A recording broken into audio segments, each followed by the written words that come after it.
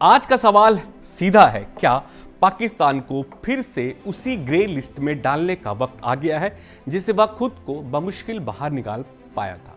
और क्या भारत अब आतंकवाद को आर्थिक ऑक्सीजन देने वालों को हर अंतर्राष्ट्रीय मंच पर बेनकाब करने की तैयारी में है? आज हम बात करेंगे उस कूटनीतिक चाल की जिसे भारत जून में वर्ल्ड बैंक की अहम बैठक में चलने जा रहा है और जिसके केंद्र में पाकिस्तान है। सूत्रों के मुताबिक भारत पाकिस्तान को एक बार फिर FATF यानी फाइनेंशियल एक्शन टास्क फोर्स की ग्रे लिस्ट में डलवाने की कोशिश में जुट गया है। इस बार मोर्चा खुलेआम नहीं बल्कि अंतर्राष्ट्रीय आर्थिक मंच के भीतर खोला जाएगा। FATA की ग्रे लिस्ट में कोई साधारण सूची नहीं होती। यह उस निगरानी का नाम है जिसमें शामिल देश मनी लॉन्ड्रिंग और टेरर फंडिंग रोकने में असफल माने जाते हैं और पाकिस्तान का रिकॉर्ड खुद गवाह है कि जब भी उसे अंतर्राष्ट्रीय संस्थाओं से पैसा मिला उसी दौरान सीमा पर आतंकी गतिविधियों में बढ़ोतरी हुई। भारत ने IMF से पहले भी यह सवाल उठाया था, क्या आतंकवाद के लिए जा रहे धन को आप आर्थिक सहयोग कहेंगे? IMF ने इसके बावजूद हाल ही में पाकिस्तान को बेल आउट पैकेज दिया और वहीं से भारत की नाराजगी और कूटनीति दोनों शुरू हुई। वित्त मंत्री निर्मला सीतारमण ने खुद IMF के मैनेजिंग डायरेक्टर से इस मुद्दे पर बात की है। भारत का सीधा कहना है, पाकिस्तान को हर बार आर्थिक राहत देना अप्रत्यक्ष रूप से आतंक को फंडिंग है। अब बात करते हैं ग्रे लिस्ट की। FATF के नियमों के मुताबिक जो देश टेरर फाइनेंसिंग पर नियंत्रण में विफल रहते हैं उन्हें ग्रे लिस्ट में डाला जाता है।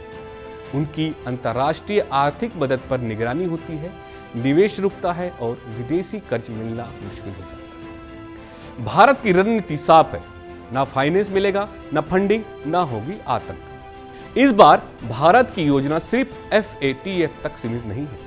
सूत्र बताते हैं कि वर्ल्ड बैंक की आगामी जून बैठक में भारत पाकिस्तान को मिलने वाली किसी भी वित्तीय मदद का खुला विरोध करेगा। यह विरोध सिर्फ आर्थिक नहीं, नैतिक आधार पर भी होगा। आतंक का समर्थन करने वाले देश को क्या विश्व समुदाय मदद दे सकता है? भारत की यह जो पहल है ऐसे समय में हो रहा है जब पाकिस्तान की आर्थिक हालत बदहाल है और वह लगातार अंतर्राष्ट्रीय कर्ज के लिए दर दर भटक रहा है। पाकिस्तान की आम जनता महंगाई, बेरोजगारी और कर्ज में डूबी है, लेकिन हुक्मरान आज भी फौज और हथियारों को प्राथमिकता दे रहे हैं।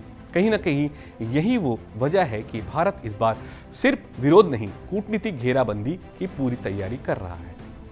FATF की कार्रवाई हो या IMF और वर्ल्ड बैंक में विरोध, भारत यह संदेश देना चाहता है कि आतंकवाद और वैश्विक वित्त साथ नहीं चल सकते।